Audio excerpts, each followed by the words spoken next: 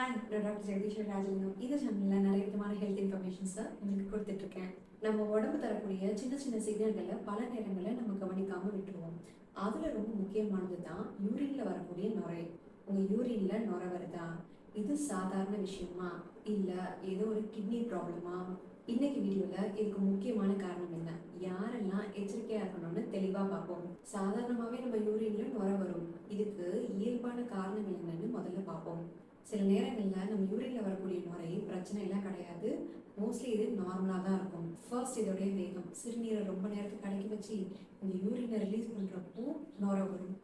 இதை தண்ணியை ரொம்ப வேகமாக ஊற்றினா வரக்கூடிய நுரை மாதிரி தான் 1-2 நிமிஷத்துலேயே தானாகவே மறைஞ்சிரும். ரெண்டாவதான நீர்ச்சத்து குறைபாடு.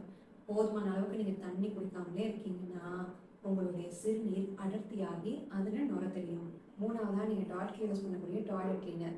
டாய்லெட்டை நல்லா கழுவுனதுக்கு அப்புறம், அதாவது கிளீனரை போட்டு கழுவுனதுக்கு அப்புறம் நீங்கள் யூரின் போனீங்கன்னா அதில் இருக்கக்கூடிய கெமிக்கலோட சேர்ந்து உங்கள் யூரினில் நுரை தெரியும். அடுத்ததான் ரெட்ரோகிரேட் எஜாகுலேஷன்.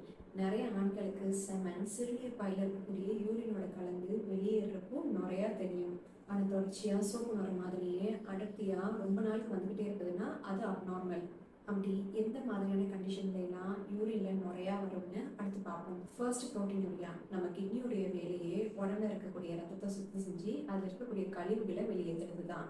ஆனால் கிட்னியில் ஏதாச்சும் பாதிப்பு இருந்தால் உடம்புக்கு தேவையான புரதம் சிறுநீர் வழியாக நுரையா வெளியேறும். கிட்னியில் சின்ன சின்ன வடிகட்டிகளான குளோமர்ல இருக்கு. இது உடம்புக்கு தேவையான புரோட்டீன், அதாவது ஆல்புமினை உடம்புக்குள்ளேயே வச்சுக்கிட்டு வெறும் கழிவுகளை மட்டும் வெளியேற்றும். இந்த கிட்னி ஃபில்டர் சேதமடைகிறப்போ யூரின் வழியா ப்ரோட்டீன் லீக் ஆகி நுரையா தெரியும். ரெண்டாவதா diabetes and blood pressure.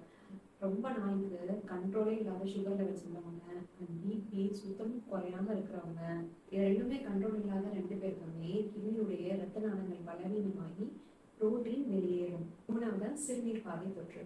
Urine போற பேசேஜ்ல ஏதாச்சும் கிருமி தொற்று இருந்தா bacteria and white blood cells வெளியேறி நுரையா தெரியும். யூரின்ல நுரை வருதுன்னா யாரெல்லாம் கவனமா இருக்கணும்னு அடுத்து பார்ப்போம். ஃபர்ஸ்ட் கண்ட்ரோல் இல்லாத சுகர் உள்ளவங்க அண்ட் ஹை பிபி பேஷண்ட்ஸ். இவங்க 2 பேருக்குமே கிட்னி பாதிப்புடைய ஆரம்ப அறிகுறியா நுரை தெரியலாம்.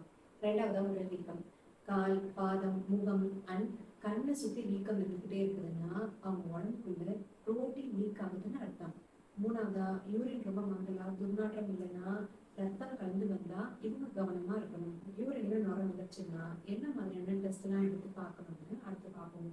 First urine routine. யூரின் ரொட்டீன்ல புரோட்டீன், இன்ஃபெக்ஷன் அல்லது ரத்தம் கலந்து வருதான்னு இது பார்க்க உதவும். வெறும் 100-150 ரூபாய்க்குன்னு முடிஞ்சிடும். அடுத்ததான் யூரின் ஸ்பாட் பிசிஆர், அதாவது புரோட்டீன் டு கிரியாட்டினைன் ரேஷியோ. உங்க யூரின்ல எந்த அளவுக்கு எவ்வளவு அளவுக்கு புரோட்டீன் லீக் ஆகுதுன்னு தெளிவா துல்லியமா தெரிஞ்சுக்கிறதுக்கு இது உதவும்.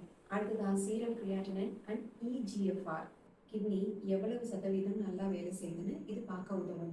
உங்களுக்கு தொடர்ச்சியா 1 வாரத்துக்கு மேல உங்க யூரின்ல நுரை வருதுன்னா டைம் எடுக்காம ஒரு டாக்டரை பார்த்து யூரின் ரொட்டீனை பார்த்துருங்க.